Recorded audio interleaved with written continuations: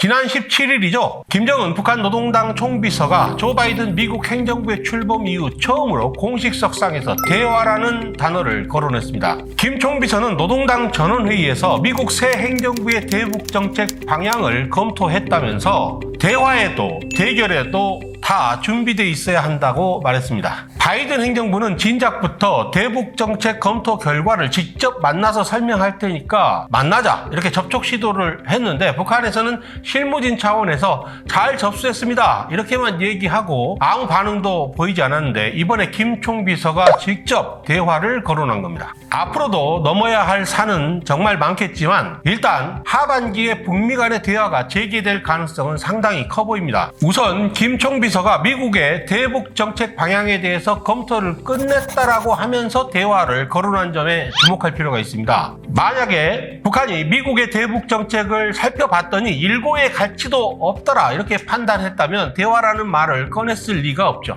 내년 3월에 대통령 선거를 앞둔 남한의 정치 일정도 북한으로 하여금 북미 간의 대화 재개를 검토하게 하는 그런 계기가 됐을 걸로 보입니다. 내년 남한 대선의 결과가 어떻게 될지 알 수 없는 상황에서 연초에 출범한 바이든 행정부와의 대화의 물꼬를 터서 변수를 최소화하는 것이 북한 입장으로서도 꼭 필요한 일이기 때문입니다. 지난 5월 21일 문재인 대통령과 바이든 미국 대통령이 백악관에서 가진 한미 정상회담의 결과도 영향을 미쳤을 겁니다. 한미 정상은 공동성명에서 2018년 판문점 선언과 싱가포르 북미 공동선언 같은 기존의 약속을 존중한다는 입장을 밝혔습니다. 그 말은 트럼프 시대에 있었던 약속을 무효로 돌리는 것이 아니라 앞으로 있을 북미 대화의 토대로서 인정하고 존중한다는 것이기 때문에 싱가포르 공동선언을 정치적 성과로 판단하고 있는 김 총비서로서는 긍정적으로 받아들였을 겁니다. 물론 단기간 내에 북미 간 대화가 재개할 것이라고 기대하기는 어렵습니다. 우선 코로나19라고 하는 변수 때문에 질병 통제 상황이 상당히 안정된 이후에나 직접 대화가 가능할 것이고 이르면 올해 가을쯤을 생각해 볼 수 있겠습니다. 대화가 재개되더라도 정상 간의 대화가 아니라 실무급의 대화부터 시작될 겁니다.